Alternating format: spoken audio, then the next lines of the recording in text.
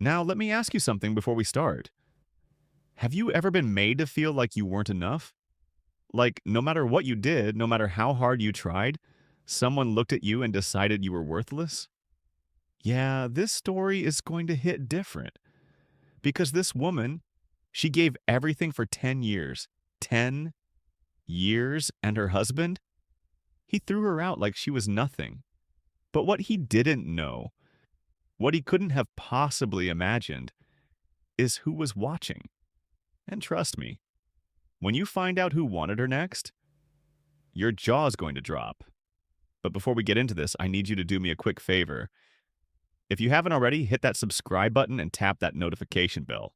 And drop a comment right now. Have you ever been underestimated by someone who was supposed to love you? Tell me your story, because this one is for you. Now, let's begin. Gloria stood at the kitchen sink, scrubbing dishes she'd already cleaned twice. It was easier to keep her hands busy than to sit in the silence Victor left behind every time he walked through the door. He came in without greeting her, jacket tossed on the chair, eyes scanning the apartment like it disgusted him. "You cooked again," he muttered, glancing at the pot on the stove. "Who's going to eat all that, Gloria? It's just two of us." "Always just two of us." The words landed exactly where he aimed them. 10 years. 10 years of marriage and not a single child. She'd done the fertility treatments, the prayers, the herbal remedies her mother swore by. She'd lost count of the nights she cried into her pillow while Victor slept with his back turned. I made your favorite," she whispered. "The pepper soup with... I'm not hungry." He disappeared into the bedroom. She heard the lock click. Gloria looked down at her hands, rough, swollen from years of trying to hold everything together. She caught her reflection in the window. Round face, heavy arms. A body Victor reminded her to be ashamed of every single day. Across the city, Nikolai Petrov sat in the back of a black SUV, watching rain slide down the window. His Lieutenant Roman was talking numbers, shipments, territories. Nikolai wasn't listening. He was staring at an old photograph he kept inside his coat pocket. A woman with kind eyes and a soft smile. His late wife, Irina, 5 years gone. Cancer. "Boss?" Roman said. "You good?" Nikolai tucked the photo away. Drive. He built an empire. He controlled half the city. But the penthouse he returned to every night echoed with a silence even power couldn't fill. Two people. Two kinds of emptiness. And the universe was about to collide them. The morning Victor threw Gloria out, it was raining. He'd found the latest fertility report on the counter. Negative. Again. "I'm done." He said it like he was canceling a subscription. 10 years, Gloria. 10 years, and you couldn't give me one child. One. My mother was right about you. Gloria stood frozen in the hallway, still in her nightgown. "Victor, please. The doctor said we could try..." "Try what?" He grabbed her suitcase from the closet, the one she'd brought when she moved in as a hopeful bride, and threw it at her feet. "Pack your things. I want you gone before noon." "Where am I supposed to go?" "That's not my problem anymore." She packed in silence, hands trembling, vision blurred, 10 years of memories stuffed into one suitcase. By noon, she was standing on the curb outside their building, rain soaking through her dress. No umbrella, no phone, no plan. She walked 6 blocks before her legs gave out. She collapsed onto a bench outside a closed restaurant, clutching her suitcase to her chest, sobbing so hard her ribs ached. That's where Roman found her. He'd been walking back to the SUV when he noticed her. Drenched, shaking, alone. Something about the scene stopped him cold. "Ma'am, you okay?" Gloria looked up, mascara streaked, eyes hollow. "Do I look okay?" she whispered. Roman hesitated, then pulled out his phone. "Boss, I got a situation." 15 minutes later, the black SUV pulled up. The back door opened. Nikolai stepped out, umbrella in hand. He looked at Gloria, really looked at her. Not at her size, not at her tear-streaked face. He saw something else, something familiar. Bring her to the house, he said quietly. Get her dry clothes, something warm to eat. Gloria stared at him. Why? Nikolai paused. Because nobody should look that lost. Now, let me ask you something, okay? If you were Gloria in that moment, would you have trusted a stranger? Or would fear have kept you on that bench? Drop your answer in the comments. Gloria sat in Nikolai's guest room wrapped in a blanket that probably cost more than her entire wardrobe. The room smelled like cedar and clean linen. She hadn't stopped shaking. A housekeeper named Dina brought her soup and bread. Gloria barely touched it. You're safe here, Dina said softly. Safe. Gloria almost laughed. She hadn't felt safe in years, not even in her own home. When Nikolai knocked on the door an hour later, she flinched. I'm not going to hurt you, he said from the doorway. I just need to know, is someone looking for you? No, Gloria said. The word came out like a confession. No one is looking for me. Nikolai studied her face for a long moment, then nodded. Stay as long as you need. After he left, Gloria pressed her forehead against the window. Who was this man? The house screamed wealth and power. Armed men at the gates. Cameras everywhere. She wasn't stupid. She knew what this looked like. Meanwhile, Nikolai sat in his office, irritated with himself. Roman leaned against the wall, arms crossed. You brought a stranger into the house, boss. I'm aware. A civilian. Into the house. This isn't like you. Nikolai stared at the rain through his office window. She reminded me of someone. Roman's expression softened. He knew exactly who. This isn't Irina, Roman said carefully. I know that. Nikolai's jaw tightened. She stays until she's on her feet. That's it. But even as he said it, something in his chest disagreed. He'd spent 5 years turning every emotion into concrete, building walls so thick even grief couldn't reach him anymore. One broken woman on a bench, and the concrete was already cracking. He poured himself a drink and told himself it meant nothing. It meant everything. 3 days passed. Gloria kept to herself. She cleaned the guest room twice a day, folded every towel with precision, and offered to help Dina in the kitchen. You don't have to earn your stay, dear, Dina told her. But Gloria didn't know any other way to exist.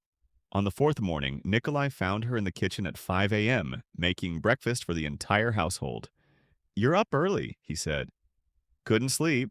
She didn't turn around. I made eggs and toast, and there's coffee if you... Gloria. His voice was calm but firm. Sit down, eat. She froze. It had been years since anyone told her to sit down and take care of herself.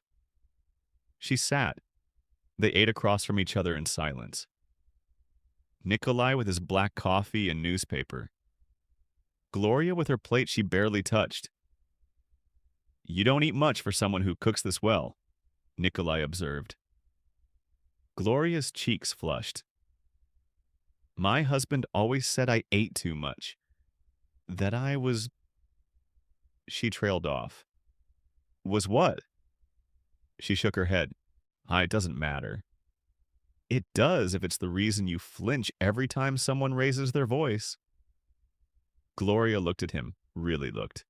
His eyes weren't soft exactly, they were steady, like an anchor. He said I was too big to be loved, she murmured. Too broken to be a mother. Too much of everything and not enough of anything. Nikolai set his coffee down slowly. His jaw worked like he was grinding glass between his teeth. The man who told you that, Nikolai said quietly, is the one who's not enough. Gloria's eyes filled with tears. Not sad ones. Confused ones. Like her body didn't know what to do with kindness. For the first time in 10 years, someone saw her, and it terrified her more than being thrown away.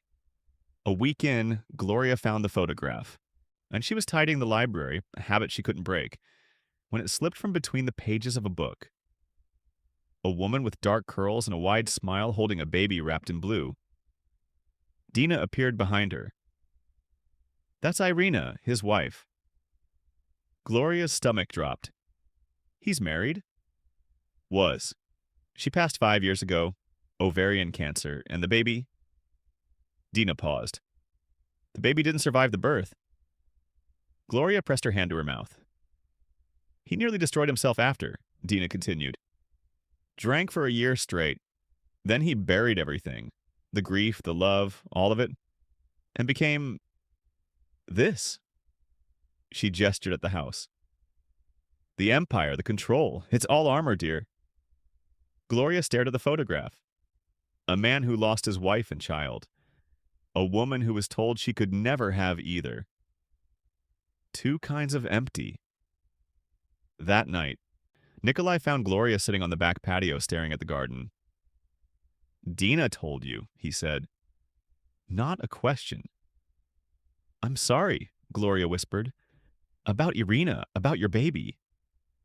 Nikolai sat beside her for a long time, neither spoke. She would have liked you, he finally said. Irina? She always said the strongest people were the ones the world tried hardest to break. Gloria's chin trembled. I'm not strong. You survived 10 years with a man who tried to erase you. And you're still here. He looked at her. That's not weakness, Gloria. Something broke open inside her chest. Not pain, release. She told him everything. The treatments, the shame, the way Victor made her feel invisible in her own home. Nikolai listened without interrupting, without judging, without flinching. When she finished, he said, You were never the broken one.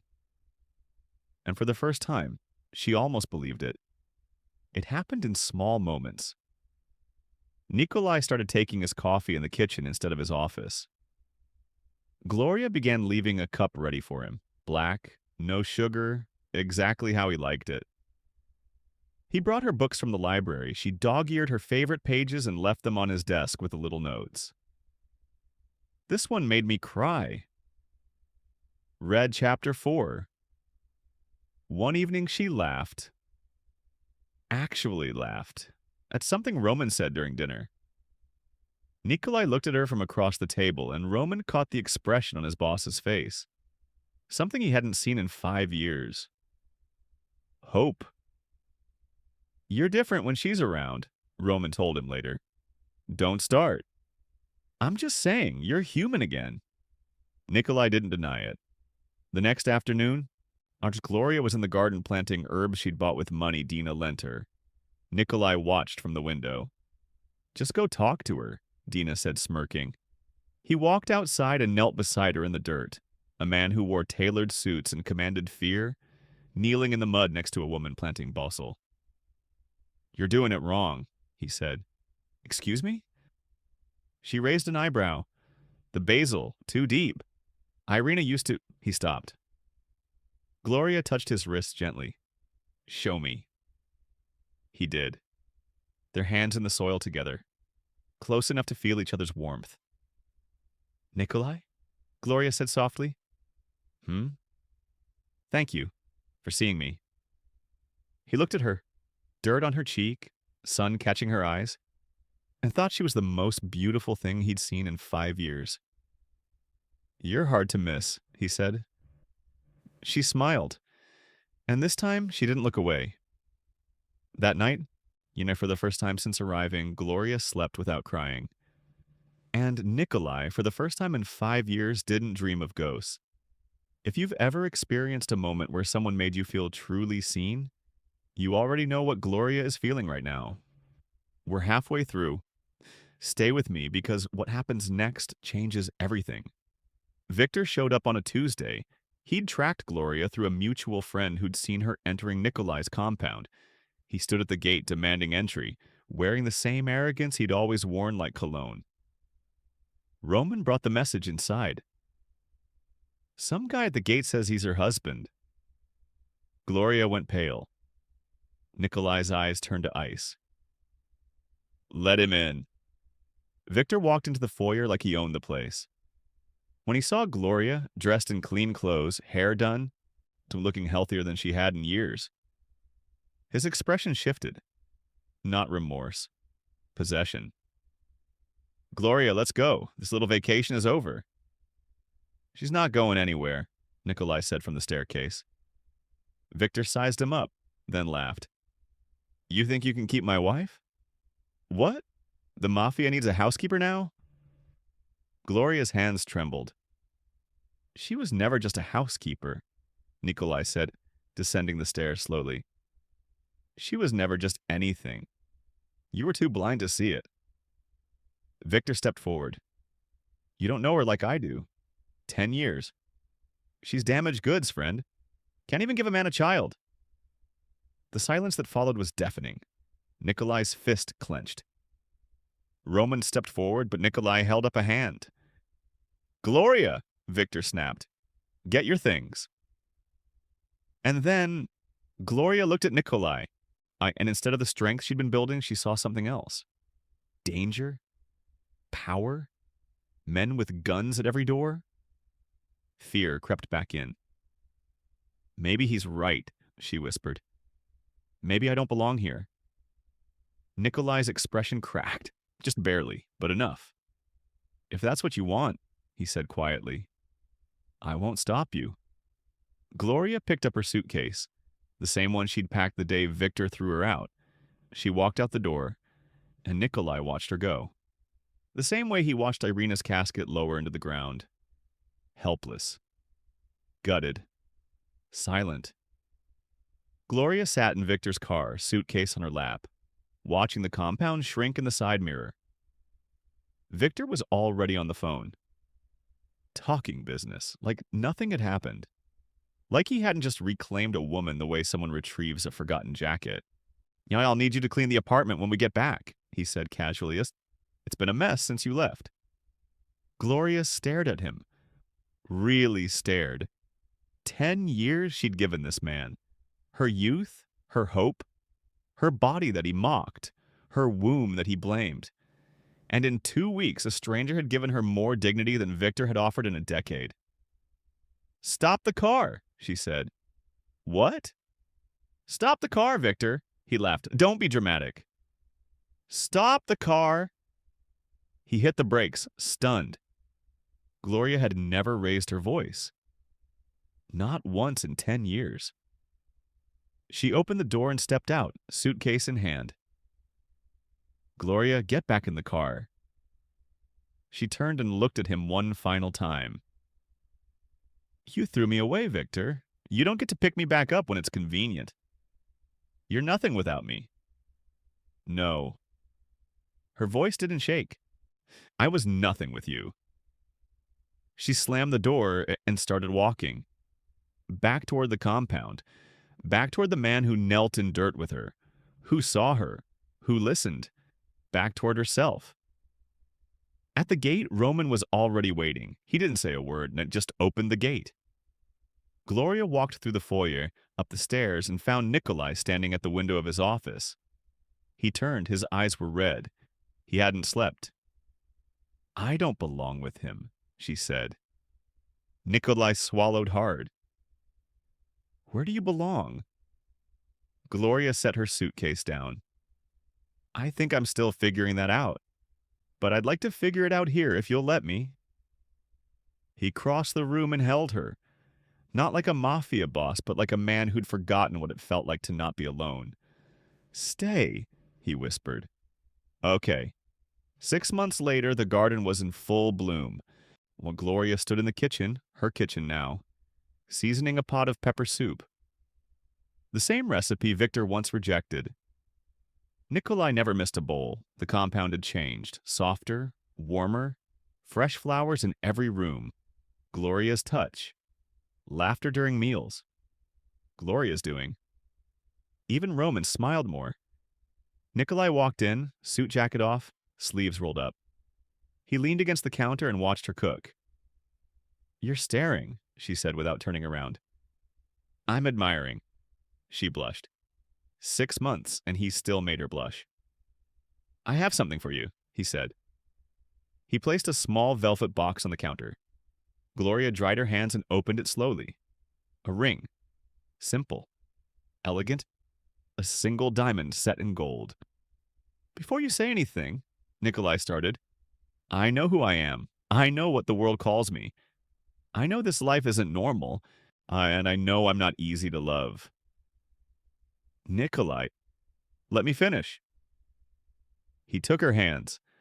"I spent 5 years convincing myself I'd never feel anything again. That love was something I'd already used up.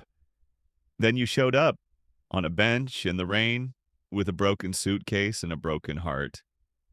And you ruined every wall I ever built." Gloria's tears fell freely. "I don't care what your body looks like. I don't care what any doctor says. I care that you laugh when you plant basil. I care that you dog-ear books and leave me notes. I care that you see me, not the boss, not the empire, me." He lifted her chin gently. "Marry me. Not because I can protect you, because you make me want to be worth protecting." Gloria pressed her forehead to his. "Yes." He slid the ring onto her finger. It fit perfectly. That night, and they sat in the garden together. The same spot where he'd taught her to plant basil. The same place where she'd first felt seen. "Nikolai?" she whispered. I'm glad it rained that day." He kissed her forehead. "So am I." And in the distance, the city hummed. Loud, chaotic, indifferent. But inside those walls, two people who thought love had forgotten them discovered it had simply been waiting for them to be ready. And that, my friends, is the power of being seen for who you truly are. Not your body, not your past, not your failures. If this story moved you, drop a comment. What would you have done in Gloria's shoes? Stayed with Victor or walked back to Nikolai? Subscribe and hit that bell so you never miss a story. Because the next one, even bigger. I'll see you there.